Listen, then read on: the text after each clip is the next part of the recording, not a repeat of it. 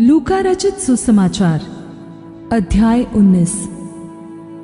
वह यरीहो में प्रवेश करके जा रहा था। वहां जक्कई नामक एक मनुष्य था जो चुंगी लेने वालों का सरदार और धनी था। वह यीशु को देखना चाहता था कि वह कौन सा है, परंतु भीड़ के कारण देख न सकता था क्योंकि वह नाटा था। तब उसको देखने के लिए वह आगे दौड़कर एक गूलर के पेड़ पर चढ़ गया क्योंकि यीशु उसी मार्ग से जाने वाला था। जब यीशु उस जगह पहुंचा तो ऊपर दृष्टि करके उससे कहा, हे जक्कई, झट उतर आ, क्योंकि आज मुझे तेरे घर में रहना अवश्य है। वह तुरंत उतरकर आनंद से उसे अपने घर को ले गया। यह देखकर सब लोग कुड़कुड़ा कर कहने लगे, वह तो एक पापी मनुष्य के यहाँ गया है। जक्कई ने खड़े होकर प्रभु से कहा, हे प्रभु, देख, मैं अपनी आधी संपत्ति कंगालों को देता हूँ, और यदि किसी का कुछ भी अन्याय करके ले लिया है तो उसे चौगुना फेर देता हूँ। तब यीशु ने उससे कहा, आज इस घर में उद्धार आया है, इसलिए कि यह भी अब्राहम का एक पुत्र है, क्योंकि मनुष्य का पुत्र खोए हुओं को ढूंढने और उनका उद्धार करने आया है। जब वे ये बातें सुन रहे थे तो उसने एक दृष्टांत कहा, इसलिए कि वह यरूशलेम के निकट था और वे समझते थे कि परमेश्वर का राज्य अभी प्रकट होने वाला है। अतः उसने कहा, एक धनी मनुष्य दूर देश को चला ताकि राजपद पाकर लौट आए, और उसने अपने दासों में से 10 को बुलाकर उन्हें 10 मोहरें दी और उनसे कहा, मेरे लौट आने तक लेन देन करना। परंतु उसके नगर के रहने वाले उससे बैर रखते थे और उसके पीछे दूतों के द्वारा कहला भेजा कि हम नहीं चाहते कि यह हम पर राज्य करे।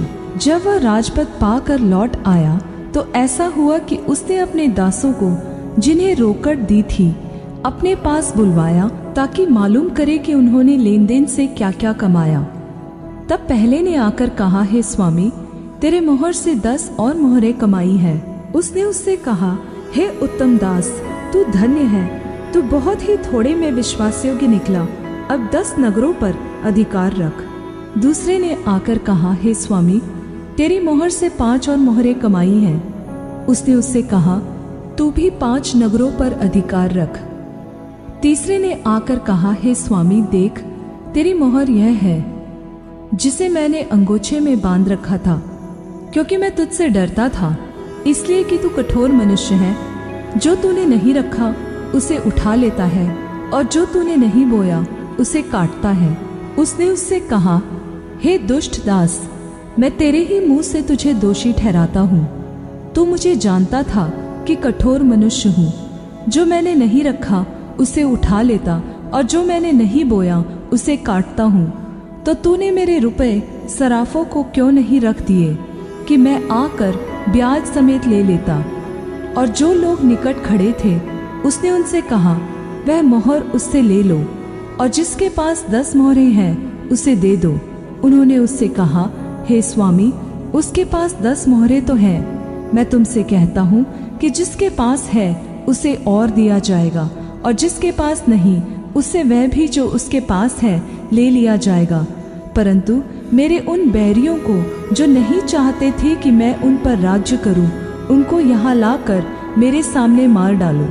ये बातें कहकर वह यरूशलेम की ओर उनके आगे आगे चला, और जब वह जैतून नाम पहाड़ पर बैतफगे और बेथनिया के पास पहुंचा तो उसने अपने चेलों में से 2 को यह कह के भेजा, सामने के गांव में जाओ, और उसमें पहुंचते ही एक गधी का बच्चा, जिस पर कभी कोई सवार नहीं हुआ, बंधा हुआ तुम्हें मिलेगा, उसे खोल कर लाओ। और यदि कोई तुमसे पूछे कि क्यों खोलते हो, तो यह कह देना कि प्रभु को इसकी जरूरत है। जो भेजे गए थे उन्होंने जाकर जैसा उसने उनसे कहा था वैसा ही पाया। जब वे गधे के बच्चे को खोल रहे थे तो उसके मालिकों ने उनसे पूछा, इस बच्चे को क्यों खोलते हो? उन्होंने कहा, प्रभु को इसकी जरूरत है। वे उसको यीशु के पास ले आए और अपने कपड़े उस बच्चे पर डालकर यीशु को उस पर बैठा दिया। जब वह जा रहा था तो वे अपने कपड़े मार्ग में बिछाते जाते थे, और निकट आते हुए जब वह जैतून पहाड़ की ढलान पर पहुंचा तो चेलों की सारी मंडली उन सब सामर्थ्य के कामों के कारण जो उन्होंने देखे थे आनंदित होकर बड़े शब्द से परमेश्वर की स्तुति करने लगी। धन्य है वह राजा जो प्रभु के नाम से आता है, स्वर्ग में शांति और आकाश में महिमा हो। तब भीड़ में से कितने फरीसी उससे कहने लगे, हे गुरु, अपने चेलों को डांट।